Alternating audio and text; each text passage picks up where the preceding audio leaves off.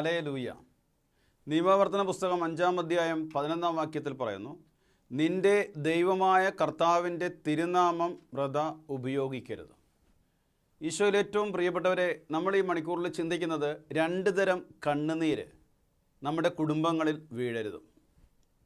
2 തരം കണ്ണുനീര് നമ്മളിലോ നമ്മുടെ കുടുംബങ്ങളിലോ വീണ് കഴിഞ്ഞാൽ രക്ഷപ്പെടാൻ ബുദ്ധിമുട്ടാണ്. നമ്മളിലോ നമ്മുടെ കുടുംബങ്ങളിലോ നമ്മുടെ പ്രിയപ്പെട്ടവർ വഴി ഈ 2 തരം കണ്ണുനീര് വീണിട്ടുണ്ടെങ്കിൽ കർത്താവിൻ്റെ കരുണയ്ക്ക് വേണ്ടി കണ്ണുനീരൊഴുക്കി പ്രാർത്ഥിക്കുകയുള്ളൂ. പ്രാർത്ഥിച്ച് അത് പരിഹരിക്കുക എന്നുള്ളതാണ്. ഒന്ന്, പാവപ്പെട്ടവൻ്റെ കണ്ണുനീര് നമ്മുടെ കുടുംബങ്ങളിൽ വീഴാതിരിക്കാൻ ശ്രദ്ധിക്കണം.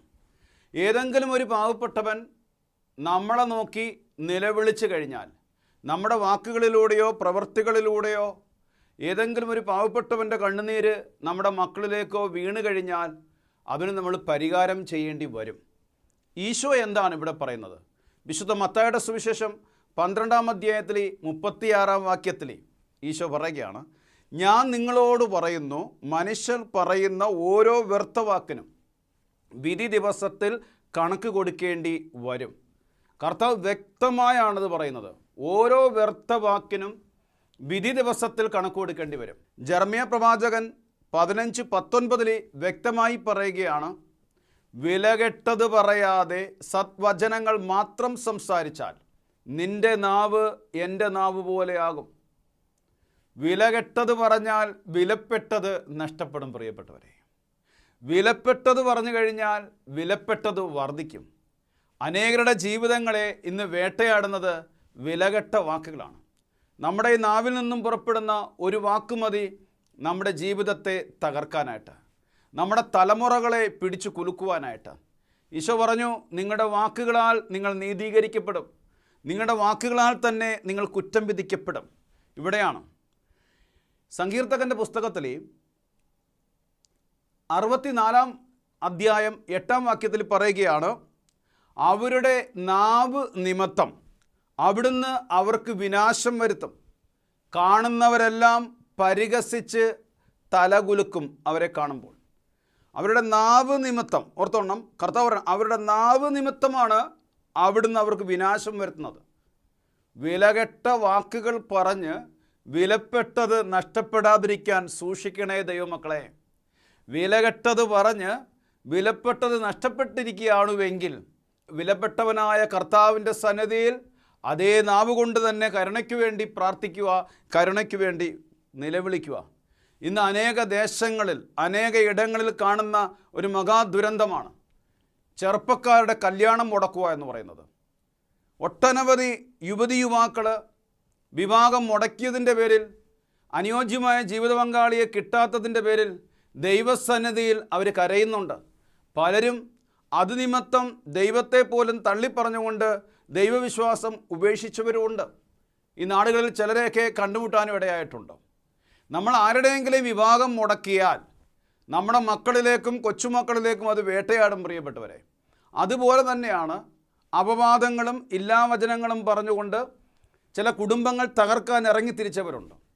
ചില പാവപ്പെട്ട കുടുംബജീവിതം നയിക്കുന്നവരുടെ ഉള്ളിലേക്ക് സംശയത്തിൻ്റെ വിത്ത് പറഞ്ഞിട്ട് കൊടുക്കുന്നവരുണ്ട്. ചില നാത്തൂന്മാർ ആങ്ങളയോടൊപ്പം തൻ്റെ സഹോദരനോടൊപ്പം നാത്തൂനെ ജീവിപ്പിക്കില്ല എന്ന് പറഞ്ഞുകൊണ്ട് ആ കുടുംബജീവിതങ്ങളെ ശിഥിലമാക്കാൻ പോകുന്നവരെയും കണ്ടുമുട്ടാനിടയായിട്ടുണ്ട്. ചില അമ്മമാർ മകനോടൊപ്പം മരുമകളെ ജീവിക്കാൻ അനുവദിക്കത്തില്ല എന്ന് പറയുന്നവരുമുണ്ട്. ചില സ്നേഹിതന്മാർ. അങ്ങനെ കുടുംബ ബന്ധങ്ങളെ ഇല്ലാതാക്കാൻ ശ്രമിക്കുന്ന ശത്രു ആരാണെന്ന് തിരിച്ചറിയണം. പിശാചാണ് പ്രിയപ്പെട്ടവരെ. ആരെങ്കിലും ഈ പ്രവൃത്തിയിൽ ഏർപ്പെടുന്നുവെങ്കിൽ അവരിലൂടെ പ്രവർത്തിക്കുന്നത് പൈശാചിക അരൂപിയാണ്. കാരണം ഒരു വ്യക്തിയുടെ കുടുംബം എന്ന് പറയുന്നത്, ഒരു വ്യക്തിയുടെ കുടുംബജീവിതം എന്ന് പറയുന്നത് മനുഷ്യൻ്റെ സ്വപ്നമല്ലല്ലോ. ഉൽപ്പത്തി 2:18 പറയുന്നു, മനുഷ്യൻ ഏകനായിരിക്കുന്നത് നന്നല്ല, അവന് ചേർന്നണേ ഞാൻ നൽകുമെന്നാണ്. അങ്ങനെയെങ്കിൽ ദൈവത്തിൻ്റെ സ്വപ്നമാകുന്ന ഒരു കുടുംബത്തെ ഭൂമിയിലുള്ള ഒരു മനുഷ്യൻ ശിഥിലമാക്കുമ്പോൾ നീ ഓർത്തുകൊള്ളുക, നീ വിതയ്ക്കുന്നത് ഒരു കാലഘട്ടത്തിൽ നിൻ്റെ മക്കളോ കൊച്ചുമക്കളോ അത് കൊയ്തിരിക്കും. ദൈവത്തിൻ്റെ പദ്ധതി അനുസരിച്ചുള്ള കുടുംബജീവിതങ്ങളെ തകർക്കാതിരിക്കാൻ നോക്കുന്നതാണ് നിനക്ക് ഉചിതം. സഹോദര സഹോദരി, ഇന്ന് അനേക കുടുംബങ്ങൾ ശിഥിലമായിക്കൊണ്ടിരിക്കുകയാണ്. ഇന്ന് അനേക കുടുംബ ബന്ധങ്ങൾ ശിഥിലമായിക്കൊണ്ടിരിക്കുകയാണ്. അനേകരുടെ വിവാഹങ്ങൾ നടക്കുന്നില്ല. ഇങ്ങനെ കഴിഞ്ഞ ഇതിൽ പറഞ്ഞു 1,39,000 യുവജനങ്ങൾ എന്തുകൊണ്ട് കല്യാണം നടക്കുന്നില്ല, പരിശോധിക്കേണ്ടിയിരിക്കുകയാണ്. എന്തുകൊണ്ട് കുടുംബജീവിതം കല്യാണം കഴിഞ്ഞിട്ട് 2-3 മാസമാകുമ്പോൾ പെട്ടെന്ന് അത് ശിഥിലമായി പോകുന്നു?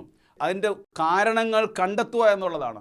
നമ്മളോ നമ്മുടെ മാതാപിതാക്കളോ നമ്മുടെ പ്രിയപ്പെട്ടവരോ നമ്മുടെ വാക്കുകളിലൂടെയോ പ്രവൃത്തികളിലൂടെയോ ഏതെങ്കിലും കുടുംബജീവിതങ്ങൾ മുടക്കി, വിവാഹം മുടക്കി, ആരുടെയെങ്കിലും കണ്ണുനീര് നമ്മുടെ കുടുംബത്തിൽ വീണിട്ടുണ്ടെങ്കിൽ കരയണം. 2 മേഖലയാണ്. ഇത് ചെയ്യരുത് ഒന്നാമത്തെ കാര്യം. 2 ചെയ്തു പോയെങ്കിൽ പശ്ചാത്തപിച്ച് തിരിച്ചു വരണം, ഇനി ഒരിക്കലും ചെയ്യുകയില്ല എന്ന് തീരുമാനമെടുക്കുകയും ചെയ്യണം. ദൈവം പരിഹരിക്കും അത്. അടുത്ത മേഖലയാണ് പ്രിയപ്പെട്ടവരെ, പാവപ്പെട്ടവരുടെ ജോലി തട്ടിക്കളയുക. ചില നാവുകൾ കൊണ്ട്, ചില വാക്കുകൾ കൊണ്ട്, ചില പ്രവർത്തികൾ കൊണ്ട് ഒരു പാവപ്പെട്ടവൻ്റെ കുടുംബത്തിൻ്റെ ഉപജീവന മാർഗം നഷ്ടപ്പെടുത്തുന്ന വിധത്തിൽ, അനേകരുടെ കണ്ണുനീര് വീഴുന്ന വിധത്തിൽ ജോലിയിൽ പാരവെക്കുക. വിദേശ രാജ്യങ്ങളിലാണ് കൂടുതലും അത് കാണാൻ സാധിക്കുന്നുണ്ട്. നിരന്തരം പാരവെക്കുക, മാനസികമായി പീഡിപ്പിക്കുക, അവരെ കണ്ണുനീരിൽ ആഴ്ത്തുക, അങ്ങനെ മറ്റുള്ളവരെ കരയിക്കുന്നത് ഒരു ഹരമായി മാറിയ ചില ജീവിതങ്ങളെ കണ്ടുമുട്ടിട്ടുണ്ട്. ആരുടെയെങ്കിലും കണ്ണുനീര് വേട്ടയാടുന്നുണ്ടെങ്കിൽ നമ്മുടെ വിതയ്ക്കുന്നത് തന്നെ കൊയ്യും. ചിലരുടെയൊക്കെ ബിസിനസ് തകർത്ത് കളയുക, ചില ബിസിനസ്സിൽ പാരവെക്കുക. അത് ചിലർ കളിയാക്കുന്നതൊരു സുഖമാണ്. ഒരു ബലഹീനനായൊരു മനസ്സുള്ള ഒരു വ്യക്തി, മനസ്സിന് കട്ടിയില്ലാത്തൊരു വ്യക്തിയെ നമ്മൾ കൂട്ടം കൂടി എന്നുകൊണ്ട് കളിയാക്കുമ്പോഴത്തേനും കൂടെ നിൽക്കുന്നവർ ചിരിക്കും.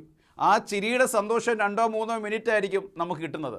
പക്ഷേ അത് താങ്ങാൻ പറ്റാതെ അവൻ ഒറ്റയ്ക്കൊരു സ്ഥലത്ത് പോയിരുന്ന് ചങ്ക് പൊട്ടി കരയുന്നുവെങ്കിൽ ഈ കളിയാക്കൽ ഏറ്റുവാക്കിയ കണ്ണുനീരിനാണോ ദൈവം മാനിക്കുന്നത്?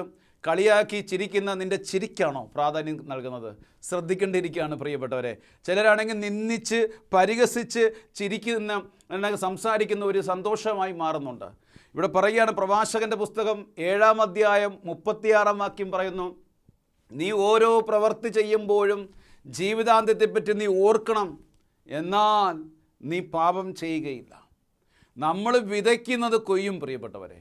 നമ്മുടെ ഓരോ വാക്കും നമ്മളെ വേട്ടയാടും, നമ്മുടെ ഓരോ പ്രവൃത്തിയും അത് നമ്മളെ പിന്തുടരും. അനേകരുടെ കണ്ണുനീര് ഇന്ന് അനേകരെ വേട്ടയാടുകയാണ്. അധികാരത്തിന് വേണ്ടി, സ്ഥാനമാനങ്ങൾക്ക് വേണ്ടി, ഈ ലോകത്തിൻ്റെ നേട്ടങ്ങൾക്ക് വേണ്ടി പാവപ്പെട്ടവൻ്റെ കണ്ണുനീര് നീ വീഴ്ത്തുന്നുവെങ്കിൽ ആ കണ്ണുനീര് നിന്നിലൂടെ നിൻ്റെ മക്കളിലേക്കും കൊച്ചുമക്കളിലേക്കും പകരപ്പെടാൻ ഏറെ സാധ്യതയുണ്ട്. ഏതാനും നാളുകൾക്ക് മുമ്പ് ഒരു സായാഹ്ന ധ്യാനം കഴിഞ്ഞപ്പോഴത്തേനും ഒരു പാവപ്പെട്ട മനുഷ്യൻ എന്നെ കാണാനായിട്ട് വന്നു. ആ മനുഷ്യൻ ചൂണ്ടിക്കാണിച്ചിട്ട് ഇങ്ങനെയാണ് പറഞ്ഞത്, ബ്രദറെ, ആ കാണുന്ന വീട്, പള്ളിയുടെ അടുത്തുള്ള ഏറ്റവും വലിയ വീട്, ആ പ്രദേശത്തെ ഏറ്റവും നല്ല സ്ഥലങ്ങൾ ഒരു കാലഘട്ടത്തിൽ അദ്ദേഹത്തിൻ്റെതായിരുന്നു. അതിസമ്പന്നനായ മനുഷ്യൻ, 3 മക്കളെയും നല്ല നിലയിൽ പഠിപ്പിച്ച് വളർത്തി. ഇന്ന് എന്നെ കാണാൻ വരുന്ന സമയത്ത് അദ്ദേഹം 25 ലക്ഷം രൂപയുടെ കടത്തിൽ മുങ്ങിയിട്ടാണ്. വാടക വീട്ടിലാണ് അദ്ദേഹം പറയുകയാണ്, ഒരു കാലഘട്ടത്തിൽ എൻ്റെ മുമ്പിൽ വന്ന് അനേകര് കൈനീട്ടുമ്പോൾ ഞാൻ ദാനമായി കൊടുക്കുമായിരുന്നു. 3 മക്കളും പഠിച്ചിറങ്ങിയിട്ടും ജോലി കിട്ടുന്നില്ല. നല്ല വിദ്യാഭ്യാസമുണ്ട്, അനുയോജ്യമായ ജോലി കിട്ടുന്നില്ല, രക്ഷപ്പെടാൻ പറ്റുന്നില്ല. അങ്ങനെ ഇരിക്കുമ്പോഴാണ് ഈ കുടുംബം താമസിച്ചുള്ള ധ്യാനത്തിന് വരുന്നത്.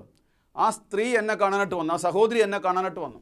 ആ സഹോദരി പറഞ്ഞ വാക്കാണ്, ബ്രദർ, എൻ്റെ വാക്കുകളാണ് എൻ്റെ ഈ കുടുംബത്തിൻ്റെ പരാജയത്തിൻ്റെ കാരണം. വർഷങ്ങൾക്ക് മുമ്പ് അതിസമ്പന്നതയിലായിരുന്ന ഈ കുടുംബം, ഈ മനുഷ്യനൊരു സ്വഭാവമുണ്ട്, ഏതെങ്കിലും പാവപ്പെട്ടവരൊന്ന് കൈനീട്ടി കഴിഞ്ഞാൽ കൊടുക്കും. ഇത് കൊടുക്കുന്ന കാണുമ്പോൾ ഈ സഹോദരി അഹങ്കാരത്തിൽ ഇങ്ങനെ പറയും, നിങ്ങളുടെ നാട്ടിലുള്ള എല്ലാവർക്കും കൊടുക്ക്, ധർമ്മം എടുക്കേണ്ടി വരും. നമ്മുടെ നാട്ടിൻപുറങ്ങളിലെ ചില വാക്കുകൾ പറയാം, അറമ്പറ്റിയ വാക്കെന്നൊക്കെ. അക്ഷരാർത്ഥത്തിൽ ഈ മനുഷ്യൻ്റെ ജീവിതത്തിൽ നിറവേറി. ഇദ്ദേഹത്തിനോട് ആവർത്തിച്ച് ഈ സ്ത്രീ ഇങ്ങനെ പറയുകയാണ്, നിങ്ങൾ നാട്ടുകാർക്ക് മുഴുവൻ കൊടുക്ക്, നിങ്ങൾ ധർമ്മം എടുക്കാൻ കൈ നീട്ടേണ്ടി വരും. എന്നെ കാണാൻ വരുമ്പോൾ ഈ പാവപ്പെട്ട മനുഷ്യൻ പലിശ കൊടുക്കാൻ വേണ്ടി മറ്റുള്ളവരുടെ മുമ്പിൽ കൈ നീട്ടുന്ന തരത്തിലേക്ക് മൊത്തം പൊളിഞ്ഞു പോയി.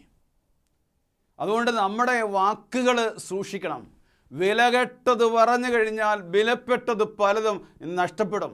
ഇന്ന് അനേകരുടെ ജീവിതത്തിൽ, അനേകരുടെ കുടുംബങ്ങളിലെ തകർച്ചകളുടെ ഒരു കാരണം മറ്റാരുടെയൊക്കെയോ കണ്ണുനീര് അവരെ വേട്ടയാടുന്നുണ്ട്.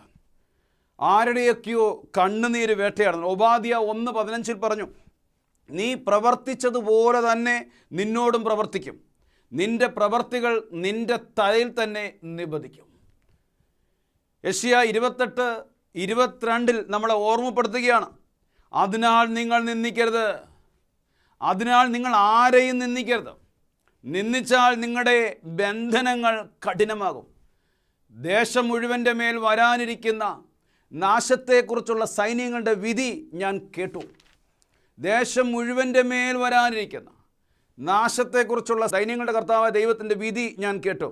പ്രിയപ്പെട്ടവരെ, വളരെ നിസ്സാരമായിട്ടാണ് ചില വ്യക്തികൾ നാവ് കൊണ്ട് വാക്കുകൊണ്ട് അനേകരെ കരയിക്കുന്നത്. ഒരു പാവപ്പെട്ടവൻ കർത്താവിനെ നോക്കി നിലവിളിച്ചു കഴിഞ്ഞാൽ ആ പാവപ്പെട്ടവൻ്റെ കണ്ണുനീരിൻ്റെ കൂടെയാണ് കർത്താവ്. പ്രഭാഷകൻ്റെ പുസ്തകത്തിൽ 28-ാം അധ്യായത്തിൽ 13-14 പറയുകയാണ്, പരദൂഷകനും ഏഷ്ണിക്കാരനും ശപിക്കപ്പെട്ടവർ. സമാധാനത്തിൽ കഴിഞ്ഞിരുന്ന അനേകരെ അവർ തകർത്തിട്ടുണ്ട്. അപവാദം അനേകരെ തകർക്കുകയും ദേശാന്തരങ്ങളിലേക്ക് ചിതറിക്കുകയും ചെയ്തിട്ടുണ്ട്. കുടുംബശ്രീയിലേക്ക് പോയി കലഹസ്ത്രീയാക്കുന്ന ഒരുപാട് സ്ത്രീകളെ കണ്ടിട്ടില്ലേ? തൊഴിലുറപ്പിൽ പോയിരുന്നിട്ട് നാട്ടുകാരെക്കുറിച്ചും മറ്റുള്ളവരെക്കുറിച്ചും ഇല്ലാ വാചകങ്ങളായിട്ട് ഉള്ളതായിക്കോട്ടെ ഇങ്ങനെ കൂട്ടം കൂടിയിരുന്നു കൊണ്ട് പരദൂഷണങ്ങൾ പറയുന്ന സമയത്ത് പ്രഭാഷകൻ്റെ പുസ്തകത്തിൽ 28-ാം അധ്യായത്തിൻ്റെ 13-14 തിരുവചനത്തിൽ പറഞ്ഞിരിക്കുന്ന ശാപത്തിൻ്റെ സ്വാധീനങ്ങൾ തകർച്ചയുടെ രൂപത്തിലേക്ക് വീട്ടിലൂടെ ക്ഷണിച്ചു കൊണ്ടുപോയാണ്, വീടുകളിലേക്ക് കൂട്ടിക്കൊണ്ടുപോയാണ്. അതുകൊണ്ട് നമ്മൾ തൊഴിലില്ലാത്ത അവസ്ഥയിൽ തൊഴിലുറപ്പിന് പോകുമ്പോഴും ഓർത്തുള്ള സഹോദര, നമ്മുടെ ഭാവി തലമുറ അനുഗ്രഹിക്കാനുള്ള ആ ഒരു വരുമാനം പോലും കെണിയായി തീരുകയാണ്.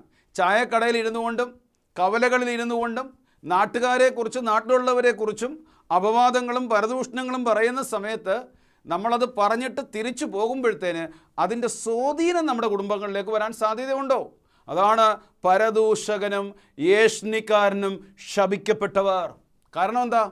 സമാധാനമായി കഴിഞ്ഞിരുന്ന അനേകർ സ്വസ്ഥത കെടുത്തിക്കളായവർ, സമാധാനമായി സന്തോഷമായി കിടന്ന് ഉറങ്ങിയ അനേകരുടെ ഉറക്കം കെടുത്തിക്കളയാണ്, സ്വസ്ഥത എടുക്കുകയാണ് അവരിലൂടെ.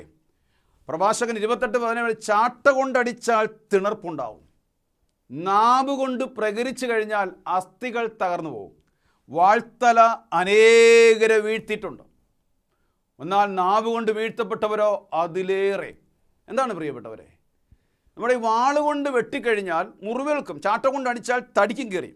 പക്ഷേ നാവ് കൊണ്ട് പ്രേരിച്ചു കഴിഞ്ഞാൽ അസ്ഥികൾ തകർന്നു പോകുന്നു പറയുന്ന കാരണം അറിയോ? ഈ മനസ്സിന് കട്ടിയില്ലാത്തവർ സമൂഹത്തിൻ്റെ മധ്യത്തിൽ ഇറങ്ങി നടക്കാനുള്ള അവരുടെ അപമാനഭാരം ഏറ്റുവാങ്ങി അവരുടെ അഭിമാനത്തിന് ക്ഷതമേറ്റ് കഴിയുമ്പോഴത്തേന് വീട്ടിൻ്റെ ഉള്ളിൽ കയറിയിരുന്ന് നമ്മൾ പറയുന്ന വാക്കുകളെ ഓർത്ത്, നമ്മൾ ചെയ്ത പ്രവൃത്തികളെ ഓർത്ത് ചിന്തിച്ച് അവരെ മാനസിക ഡിപ്രഷനിലേക്ക് എത്തിക്കും. ഇന്ന് അനേകർ ആത്മഹത്യ എന്താ? മനസ്സിന് കട്ടിയില്ലാത്തതുകൊണ്ടാണ്. എൻ്റെ വാക്കോ പ്രവൃത്തിയോ കൊണ്ട് ഒരു വ്യക്തി മരിക്കാൻ ഇടയായി കഴിഞ്ഞാൽ അതെൻ്റെ കുടുംബത്തെ വേട്ടയാടും. ആ ആത്മാവിന് ഞാനും നിങ്ങളും കണക്ക് കൊടുക്കേണ്ടി വരും. ആരുടെ വാക്കാണ് ഒരു വ്യക്തിയുടെ ജീവൻ എടുക്കുന്നത്? അത് കർത്താവിൻ്റെ വിലപ്പെട്ട ആത്മാവാണ്. വിലപ്പെട്ട ആത്മാവ് എത്തിച്ചേരേണ്ട സ്ഥലത്ത് എത്തിച്ചേരാതിരിക്കുമ്പോൾ നിന്നോടായിരിക്കും ചോദിക്കുന്നത് അവൻ എവിടെയാണെന്ന്. കായേലിനോട് ചോദിച്ചു, നിൻ്റെ സഹോദരൻ ആബേൽ എവിടെയെന്ന് ചോദിച്ചതുപോലെ നീ മൂലം ആരെങ്കിലും ആത്മഹത്യ ചെയ്യാനിടയായിട്ടുണ്ടെങ്കിൽ, നീ മൂലം ആരുടെയെങ്കിലും ആത്മാവ് നശിച്ചു പോകാനിടയായിട്ടുണ്ടെങ്കിൽ ആ ആത്മാവിൻ്റെ കണക്ക് നിന്നോടായിരിക്കും ചോദിക്കുന്നത് സഹോദര സഹോദരി. അതുകൊണ്ട് വാക്കുകൾ സൂക്ഷിച്ചുപയോഗിക്കണം, വാക്കുകൾ വളരെയേറെ ശ്രദ്ധിച്ചുപയോഗിക്കണം. 101-ാം സങ്കീർത്തനം 5-ാം വാക്യത്തിൽ പറയുകയാണ്, അയൽക്കാരനെതിരെ ഏഷ്ണി പറയുന്നവനെ ഞാൻ നശിപ്പിക്കും. കാരണം 2-ാമത്തെ കൽപ്പനയാണ്, നിന്നെപ്പോലെ തന്നെ നിൻ്റെ അയൽക്കാരനെ സ്നേഹിക്കുക എന്നുള്ള കൽപ്പന ദൈവം നൽകിയിരിക്കുകയാണ്. ആ കൽപ്പനയെ ഉന്മൂലനം ചെയ്യുന്ന വിധത്തിൽ ആ അയൽക്കാരനെ സ്നേഹിക്കുന്നതിന് പകരമായിട്ട് നീ സ്നേഹിക്കുന്നുവോ ഇല്ല, എന്നാൽ ആ അയൽക്കാരനെ തകർക്കാനുള്ള നിൻ്റെ ശ്രമമുണ്ടല്ലോ, ആ ശ്രമത്തിൻ്റെ മുമ്പിൽ ആ നിസ്സഹായനായ അയൽക്കാരൻ ദൈവസന്നിധിയിൽ കിടന്ന് കരഞ്ഞു കഴിഞ്ഞാൽ അയൽക്കാരനെതിരെ ഏഷ്ണി പറയുന്ന നിന്നെ ദൈവം വെച്ച് പൊറുപ്പിക്കില്ല എന്നാണ് പറയുന്നത്. അഹങ്കാരിയെയും ഗർഭിഷ്ഠനെയും പൊറുപ്പിക്കുകയില്ല. സങ്കീർത്തനം 101:5 വചനം ഒരു താക്കീതായിട്ടാണ് അനേകരിലേക്ക് കർത്താവ് നമുക്ക് തന്നിരിക്കുന്നത്. ഉണ്ട് പ്രഭാഷകൻ 21:28 പറയുകയാണ്, പരദൂഷകൻ തന്നെ മലിനമാക്കുന്നു, അയൽക്കാർക്ക് നിന്ദിനാണ് അവൻ.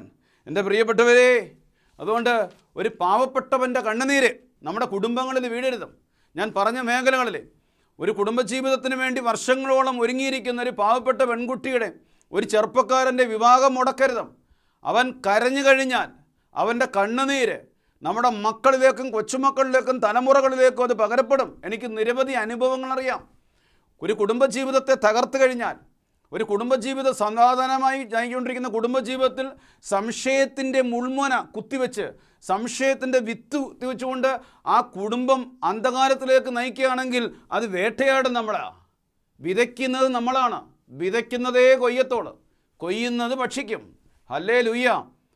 ഒരു പാവപ്പെട്ടവൻ്റെ കണ്ണുനീര് പോലെ. രണ്ടാമത്തെ കണ്ണുനീര് സഭയുടെ കണ്ണുനീരാണ്. സഭയെന്ന് പറഞ്ഞാൽ ഒരു പുരോഹിതൻ്റെ, ഒരു സിസ്റ്ററിൻ്റെ, സഭയിൽ തിരഞ്ഞെടുക്കപ്പെട്ടവരുടെ, ഏതെങ്കിലും വ്യക്തികളുടെ കണ്ണുനീര് നമ്മുടെ ഭവനങ്ങളിൽ വീഴാതിരിക്കാൻ നമ്മൾ സൂക്ഷിക്കണം പ്രിയപ്പെട്ടവരെ. പറയാൻ പോകുന്ന വളരെ ആഴത്തിലുള്ള ചിന്തയാണ്. അതായത് ഈ കാലഘട്ടത്തിൽ പൗരോഹിത്യത്തെ, തിരുസഭയെ അവഹേളിച്ചുകൊണ്ട് മോശമായി ചിത്രീകരിക്കുന്ന ഓരോ വ്യക്തികളുടെ മേലും വരാനിരിക്കുന്ന നാശം എത്ര വലുതാണെന്ന് നിങ്ങൾ ചിന്തിക്കണം. സംഖ്യയുടെ പുസ്തകത്തിൽ ഇസ്രായേൽ ജനം ചെങ്കടലിനെ അതിജീവിച്ച് കഴിഞ്ഞപ്പോഴത്തേനും സ്ത്രീകളുടെ മുൻനിരയിൽ നിന്നുകൊണ്ട് പ്രവാചകി അടിവരയിട്ട് വരുന്നൊരു കാരണമുണ്ട്. പുരോഹിതനായ അഹരോന്റെ സഹോദരിയുടെ പേരാണ് മീരിയാം. മീരിയാം പ്രവാചകിയാണ്. ഒരിക്കൽ മോശയെ ചൊല്ലി മോശയുടെ ഭാര്യയായിട്ടൊരു അസ്വസ്ഥത വന്നപ്പോൾ ഇങ്ങനൊരു വാക്ക് പറഞ്ഞു, മോശയിലൂടെ മാത്രമേ ദൈവം സംസാരിക്കത്തുള്ളൂ. ഇസ്രായേലിൽ ഒരു പ്രവാചകനും പ്രവാചകയും ഇല്ലേ? അവരിലൂടെ ദൈവം സംസാരിക്കത്തില്ലേ? തക്ഷണം ദൈവം മേഘത്തിലിറങ്ങി മോശേനെയും അഹരോനെയും മീറിയാമിനെയും മാറ്റി നിർത്തി. എന്നിട്ട് ഇങ്ങനെ പറഞ്ഞു, ഇസ്രായേലിൽ ഒരു പ്രവാചകനും പ്രവാചകയും ഉണ്ടെങ്കിൽ ഞാൻ എന്നെ തന്നെ അവർക്ക് വെളിപ്പെടുത്തി കൊടുക്കും. എന്നാൽ എൻ്റെ മോശയുടെ കാര്യത്തിൽ അങ്ങനെയല്ല. ഇസ്രായേൽ ഭവനത്തിൻ്റെ മുഴുവൻ ചുമതല ഏൽപ്പിച്ചിരിക്കുന്നത് എൻ്റെ മോശേനെയാണ്. ഈ ഒരൊറ്റ വാക്കിനാൽ മീരിയാം എന്ന പ്രവാചകി കുഷ്ഠരോഗിയായി മാറി. 7 ദിവസം മീരിയാമിൻ്റെ കുഷ്ഠരോഗം മനസ്സിലാക്കിയ അഹരോൻ മോശയോട് നിലവിളിച്ചു. മോശ ദൈവത്തോട് നിലവിളിച്ചു. ദൈവം മോശയോട് പറഞ്ഞു, അവൾ പറഞ്ഞ വാക്കിൻ്റെ ഗൗരവം അവൾ മനസ്സിലാക്കട്ടെ. 7 ദിവസം അങ്ങനെ ഇരിക്കട്ടെ. ഒരു പ്രവാചകി കുഷ്ഠരോഗിയായി മാറുകയാണ്. ഇനി നിങ്ങൾ കാണാം 2 ദിനവൃത്താന്തം 26-ാം അധ്യായത്തിൽ 16-ാമത്തെ വയസ്സിൽ രാജ്യഭരണം ഏറ്റെടുത്ത ഒരു ചെറുപ്പക്കാരൻ്റെ പേരാണ് ഊസിയ രാജാവ്. 52 വർഷം ഇസ്രായേലിനെ ഭരിച്ചു. അവൻ സക്രിയ പുരോഹിതനോട് ചേർന്നിരുന്ന കാലം ഇത്രയും അവൻ പ്രാബല്യം നേടി. എന്നാൽ 52-ാമത്തെ വർഷം സക്രിയ പുരോഹിതൻ മരിച്ചതിന് ശേഷം ഊസിയ അഹങ്കാരപ്രമദനായി തീർന്നു. 10 പുരോഹിതന്മാർ ബലിയർപ്പിക്കാൻ നിന്ന സമയത്ത് ഊസിയ രാജാവ് പുരോഹിതൻ ചെയ്യേണ്ട ശുശ്രൂഷ ചെയ്യാൻ പോയപ്പോൾ ഒരു പുരോഹിതൻ ആത്മാവിൽ നിറഞ്ഞുകൊണ്ട് ഊസിയ രാജാവിനെ ശാസിച്ചു. ഊസിയ പുരോഹിതനെ ശുഭിതനായി. കാരണം രാജാവാണ്. പ്രധാന പുരോഹിതനെ ശുഭിതനായ തക്ഷണം ഊസിയ രാജാവിൻ്റെ നെറ്റിയിൽ കുഷ്ഠരോഗം പിടിപെട്ട് ഇറങ്ങി വീണ് ഓടി മരണം വരെ കുഷ്ഠരോഗിയായി പ്രിയപ്പെട്ടവരെ ഊസിയ അവിടെ അധപ്പതിക്കുകയാണ്. ഊസിയ തിരസ്കരിക്കപ്പെട്ടത് മാത്രമല്ല, ഊസിയ സമൂഹത്തിൻ്റെ മധ്യത്തിൽ വെറുക്കപ്പെട്ടൊരു വ്യക്തിയായി തീർന്ന് കുഷ്ഠരോഗം പിടിപെട്ട്. ഇനി പുതിയ നിയമത്തിലേക്ക് നമുക്ക് കടന്നു വരാം.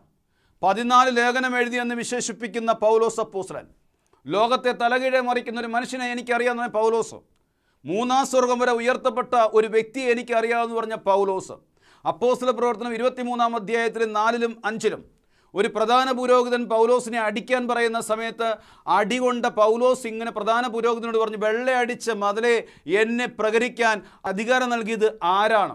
തൊട്ടടുത്ത് നിന്നൊരു വ്യക്തി പറയുകയാണ്, അവൻ പ്രധാന പുരോഹിതനാണ്.